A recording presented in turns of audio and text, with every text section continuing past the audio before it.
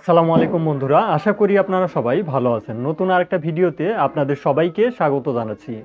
Saudi আরবে আসার পর যারা ইকামা পান না, ইকামাহীন প্রবাসী রয়েছেন, আপনারা কিভাবে সৌদি আরবে বৈধ হতে পারবেন এবং বৈধতাভাবে সৌদি আরবে ইকামা পাবেন। আপনার কফিল কিংবা কোম্পানি যে কোনো কারণবশত আপনাকে ইকামা দিচ্ছে না, আপনার করণীয় কি? আপনি কি কাজ করলে বৈধ হতে পারবেন, অবৈধ থেকে বৈধ হতে পারবেন? আমাদের প্রবাসীদের যদি ইকামা না থাকে তাহলে কিন্তু অবৈধ প্রবাসীদের মতোই থাকতে হয়। আমরা ইকামা ছাড়া 3 মাস পর্যন্ত থাকতে পারবো, কারণ 3 মাস পর্যন্ত আমাদের ভিসার মেয়াদ থাকে। যখন এই ভিসার মেয়াদটা শেষ হয়ে যায় তারপরে কিন্তু আমরা অবৈধ হিসাবে গণ্য হই। এখন কফিল আমাদেরকে ইকামা না দেওয়ার একমাত্র কারণ হচ্ছে ইকামা করতে কিন্তু অনেক টাকার প্রয়োজন রয়েছে। সৌদি আরবে আপনি যেই টাকা দিয়ে আসতেছেন সেই টাকায় কিন্তু ইকামা করতে লাগে। আপনার 3 থেকে 3.5 লাখ টাকা লাগে ইকামা খরচ। এর সাথে আরও বিভিন্ন ধরনের খরচ রয়েছে।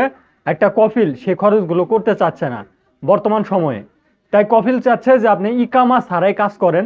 যদি সাপ্লাই কোম্পানিতে হন, আপনাকে ইকামা ছাড়া কাজ করলে কফিলের একটা বেনিফিট হচ্ছে আপনি ফ্রি ভিসায় হলে আপনি ইকামার টাকা দিয়েছেন তারপরে ইকামা বানিয়ে দিচ্ছে না, এটা কফিলের ব্যর্থতা, এটা আপনার ব্যর্থতা না। কারণ কফিল কিন্তু আপনাকে ইকামাটা দিচ্ছে না, সে সেই টাকাগুলো নিয়ে খেয়ে ফেলেছে কিংবা সেই টাকাগুলো নষ্ট করে।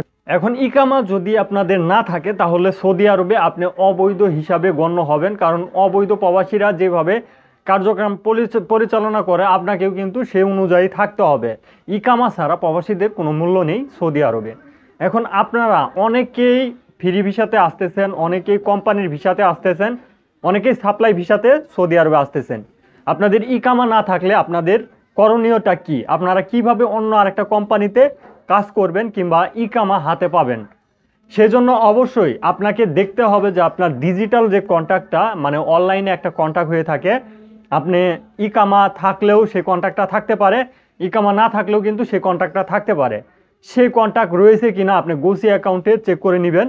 যদি কন্ট্যাক্ট না থাকে তাহলে আপনার ইকামা যেহেতু এক্সপায়ার কিংবা ইকামা হয়নি, সেক্ষেত্রে আপনি ভালো কোনো কোম্পানিতে ট্রান্সফার হয়ে যাওয়ার একটা সিস্টেমে যেতে পারবেন।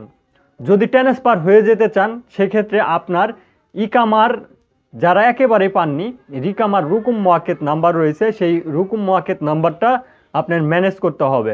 আর এই ইকামার রুকুম মোয়াক্কেত নাম্বারটা ম্যানেজ করার জন্য আপনাকে যেতে হবে জাওজাত অফিসে। জাওজাত অফিসে যে আপনার বিস্তারিত বিষয়গুলো বলতে হবে, পাশাপাশি আপনার যে বর্ডার নাম্বার রয়েছে পাসপোর্টের ভিতরে, এয়ারপোর্টে যখন আপনারা আসেন তখন কিন্তু একটা বর্ডার নাম্বার কলম দিয়ে লিখে দেওয়া হয়, সেইটাই নিয়ে আপনাকে জাওজাত অফিসে যে দেখালে কিন্তু আপনি রুকুম মোয়াক্কেত মানে টেম্পোরারি ইকামা নাম্বারটা পেয়ে যাবেন। সেই ইকামা নাম্বারটা দিয়ে আপনি একটা আফসের অ্যাকাউন্ট খুলে নেবেন সৌদি আরবে।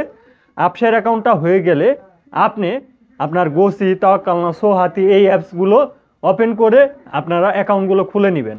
তারপরে ভালো কোনো কোম্পানি কিংবা কফিলের আন্ডারে যদি আপনি সৌদি আরবে যেতে চান, সেক্ষেত্রে অবশ্যই আপনাকে সেই কফিলের আন্ডার থেকে একটা তলব নিতে হবে, মানে আপনি যে কাফালা হবেন সে একটা রিকোয়েস্ট আপনাকে পাঠাতে পারে, সেই রিকোয়েস্টটা আপনি অ্যাকসেপ্ট করতে পারেন অবশ্যই কিওয়া পোর্টালের মাধ্যমে। আপনাকে সেখানে কন্ট্যাক্ট পেপার সহ সে একটা রিকোয়েস্ট পাঠাবে, আপনি কন্ট্যাক্ট পেপারটা দেখে ওকে করলে কিন্তু তার আমেল আপনি হয়ে যেতে পারবেন। তো এই সিস্টেমটা মেনটেন করে হাজারো প্রবাসী বর্তমানে সৌদি আরবে বৈধ হয়েছে। যাদের ইকামা নেই কিংবা ইকামা হয়নি, যাদের ইকামা এক্সপায়ার, তারা কিন্তু এই সিস্টেমটা ফলো করে অবশ্যই ভালো কোনো কফিলের আন্ডারে আপনারা ট্রান্সফার হয়ে যেতে পারেন। অনেকের প্রশ্ন থাকে যে ভাই, আমি যে ট্রান্সফার হব সেক্ষেত্রে কফিল আমাকে কোনো ঝামেলা করতে পারবে কিনা? বর্তমান যে কফিল রয়েছে সেই কফিল আমাকে কোনো মামলা কিংবা ঝামেলা করে ফেলতে পারবে কিনা? যদি আপনার ইকামা অ্যাকচুয়াল এক্সপায়ার হয়ে যায়, ডিজিটাল কন্ট্যাক্ট যদি আপনার না থাকে, সেক্ষেত্রে আপনার কফিল আপনার কিছুই করতে পারবে না। সে তো জানতেই পারবে না যে আপনি আরেকটা আমেলের কাছে কিংবা আরেকটা কোম্পানিতে ট্রান্সফার হয়ে গেছেন, সে কিন্তু জানতেই পারবে না। সে জানতে পারবে কখন? যখন দেখবে যে সম্পূর্ণ কাজগুলো সম্পূর্ণ হয়ে গেছে, আপনি একেবারেই ট্রান্সফার হয়ে গেছেন, তখন তার একটা মেসেজ আসবে যে তার আমেল তার মহাশোসা থেকে রিমুভ হয়ে গেছে, সেটার কিন্তু একটা মেসেজ চলে আসবে তার কাছে। তো অবশ্যই এই প্রসেসটা ছাড়া আপনারা ইকামা এক্সপায়ার কিংবা ইকামা হয়নি কিংবা যে কোনো ঝামেলা রয়েছে, সেক্ষেত্রে কিন্তু আপনারা এই ডিসিশনগুলো নিয়ে খুব সুন্দরভাবে ভালো কোনো কোম্পানিতে ট্রান্সফার হয়ে যেতে পারবেন। পাশাপাশি আপনারা বৈধ প্রবাসীদের মতোই ভালো কোনো কোম্পানিতে কাজ করতে পারবেন। আশা করি আপনারা এই বিষয়গুলো বুঝতে পারছেন।